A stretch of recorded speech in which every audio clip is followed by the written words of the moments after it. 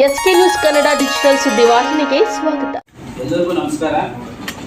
ವೇದಿಕೆ ಮೇಲೆ ಇರ್ತಕ್ಕಂಥ ಹಾಗೂ ಈ ಕಾರ್ಯಕ್ರಮದಲ್ಲಿ ಎಲ್ಲರೂ ಆಸೀನರಾಗಿರ್ತಕ್ಕಂಥ ಎಲ್ಲರಿಗೆ ಮೊದಲನೇದಾಗಿ ಹೊಸ ವರ್ಷದ ಆರ್ಥಿಕ ಶುಭಾಶಯಗಳು ಹಾಗೂ ಈ ತಾಲೂಕಿನ ಎಲ್ಲ ನಾಗರಿಕರಿಗೂ ಹೊಸ ವರ್ಷದ ಆರ್ಥಿಕ ಶುಭಾಶಯಗಳನ್ನು ನೀಡ್ತಾ ಈ ಒಂದು ಕಾರ್ಯಕ್ರಮದಲ್ಲಿ ಉಪಸ್ಥಿತರಿರ್ತಕ್ಕಂತಹ ಹಿರಿಯರು ಹಾಗೂ ನಮ್ಮ ಮಾರ್ಗದರ್ಶಕರಾಗಿರ್ತಕ್ಕಂಥ ಶ್ರೀನಿವಾಸ ರೆಡ್ಡಿ ಸರ್ ಅವರೇ ಹಾಗೂ ನಮ್ಮ ಸಹೋದರ ಸಮನಾಗಿರ್ತಕ್ಕಂಥ ಪರಿಶಿಷ್ಟ ಜಾತಿ ನೌಕರರ ಸಂಘದ ಅಧ್ಯಕ್ಷರಾಗಿರ್ತಕ್ಕಂಥ PN ಅವರೇ ಹಾಗೂ ಹಿರಿಯರು ಹಾಗೂ ಕರ್ನಾಟಕ ರಾಜ್ಯ ಪ್ರಾಥಮಿಕ ಶಾಲಾ ಶಿಕ್ಷಕರ ಸಂಘದ ಅಧ್ಯಕ್ಷರಾಗಿರ್ತಕ್ಕಂಥ ವೆಂಕಟೀರಪ್ಪ ಸರ್ ಅವರೇ ಹಾಗೂ ಸ್ನೇಹಿತರಾಗಿರ್ತಕ್ಕಂಥ ಕರ್ನಾಟಕ ರಾಜ್ಯ ನೌಕರ ಸಂಘದ ಕಾರ್ಯದರ್ಶಿಗಳಾಗಿರ್ತಕ್ಕಂಥ ರವೀಂದ್ರ ಅವರೇ ಹಾಗೂ ಸುಬ್ರಹ್ಮಣ್ಯ ಸರ್ ಅವರೇ ಹಾಗೂ ರಾಜ್ಯ ಪರಿಷತ್ ಸದಸ್ಯರಾದ ಸ್ನೇಹಿತರಾದಂಥ ಡಾಕ್ಟರ್ G ಮಂಜುನಾಥ್ ಅವರೇ ಹಾಗೂ ನಮ್ಮ ರಮೇಶ್ ಅವರೇ ಹಾಗೂ ಕಾರ್ಯಕ್ರಮದಲ್ಲಿರ್ತಕ್ಕಂಥ ಎಲ್ಲ ನನ್ನ ನೌಕರ ಮಿತ್ರರೇ, ನನ್ನ ಪದಾಧಿಕಾರಿಗಳೇ ಹಾಗೂ ಮಾಧ್ಯಮದವರೇ, ಸ್ನೇಹಿತರೆ, ನೀವೆಲ್ಲ ನನ್ನ ಸರ್ಕಾರಿ ನೌಕರ ಸಂಘದ ಅಧ್ಯಕ್ಷರನ್ನಾಗಿ ಮಾಡಿದ್ದೀರಾ. ಹೆಚ್ಚು ಭರವಸೆ ಇಟ್ಟು ನನ್ನ ಮೇಲೆ ಭರವಸೆ ಇಟ್ಟು ನೀವು ಅಧ್ಯಕ್ಷರನ್ನು ಮಾಡಿದ್ದೀರಾ. ನಿಮ್ಮ ಭರವಸೆಗೆ ಎಲ್ಲಿ ಧಕ್ಕೆ ಆಗ್ದಂಗೆ ಪ್ರತಿ ನೌಕರರ ಕಷ್ಟ ಸುಖಗಳಿಗೆ ನಾನು ಮೊದಲನೇ ಹೆಜ್ಜೆ ಇಡ್ತೀನಿ ಅಂತ ಅದೇ ರೀತಿಯಾಗಿ ನೌಕರರ ಜ್ವಲಂತ ಸಮಸ್ಯೆ ಆಗಿರ್ತಕ್ಕಂಥ NPS ಅನ್ನು ನಾವು NPS ಬಗ್ಗೆ ಹೋರಾಡಬೇಕು. ಎಷ್ಟೋ ಕುಟುಂಬಗಳು ಅನ್ಯಾಯ ಆಗಿದೆ. ಈ NPS ಬಂದು ಮೊದಲನೇದಲ್ಲಿ ನಾವು ಯಾರೂ ಹೋರಾಟ ಮಾಡಿಲ್ಲ. ಅದು ತಡವಾಯಿತು, ಆದರೆ ಇವಾಗ ಕಷ್ಟ ಆಗ್ತಾ ಇದೆ. 2025ರಲ್ಲಿ ನಮ್ಮ ಮುಖ್ಯ ಅಜೆಂಡಾ ಏನು ಅಂದರೆ NPS ಅನ್ನು OPS ಮಾಡೋದೇ ನಮ್ಮ ಮುಖ್ಯ ಗುರಿ.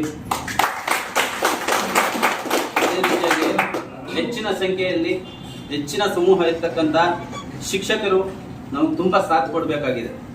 ಯಾಕೆಂದರೆ NPS ಹೋರಾಟಕ್ಕೆ ನೀವೇ ಸೈನಿಕರು. ಮೊದಲನೇದಾಗಿ 2025ರಲ್ಲಿ ನಾವು NPS ನಮ್ಮ ರಾಜ್ಯಾಧ್ಯಕ್ಷರಿಗಾಗಲೇ ಅವರು ಉತ್ತಮವಾದಂಥ ರಾಜ್ಯಾಧ್ಯಕ್ಷರು ನಮ್ಗೆ ಆಯ್ಕೆ ಆಗಿದ್ದಾರೆ. ಅವರ ಮೊದಲ ಗುರಿ ಕೂಡ ಅಷ್ಟೇ, ಏನಂತ 2025ರಲ್ಲಿ ನಾವು NPS ಅನ್ನು OPS ಮಾಡೋದೇ ಅವರ ಮೊದಲ ಆದ್ಯತೆ ಅಂತ ಅವರು ಮೊನ್ನೆ ಮ್ಯಾನಿಫೆಸ್ಟೋ ತಿಳಿಸಿದ್ದಾರೆ. ಅದೇ ರೀತಿಯಾಗಿ ನಾವು ಈ ತಿಂಗಳಲ್ಲಿ ನಮ್ಮ ರಾಜ್ಯಾಧ್ಯಕ್ಷರು ನಮ್ಗೆ ಒಂದು ಭರವಸೆ ಕೊಟ್ಟಿದ್ದಾರೆ.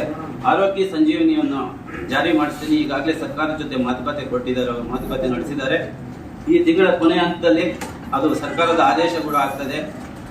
ನಾವು ಸರ್ಕಾರಿ ನೌಕರಿಗೆ ಯಾವುದು ಬಣ ಇಲ್ಲ, ಆ ಬಣ ಈ ಬಣ ಅನ್ನೋದು ಯಾವುದೂ ಇಲ್ಲ. ಚುನಾವಣೆವರೆಗೂ ಇತ್ತು ನಮ್ದು ಬಣ, ಯಾವುದು ಬಣ ಇಲ್ಲ.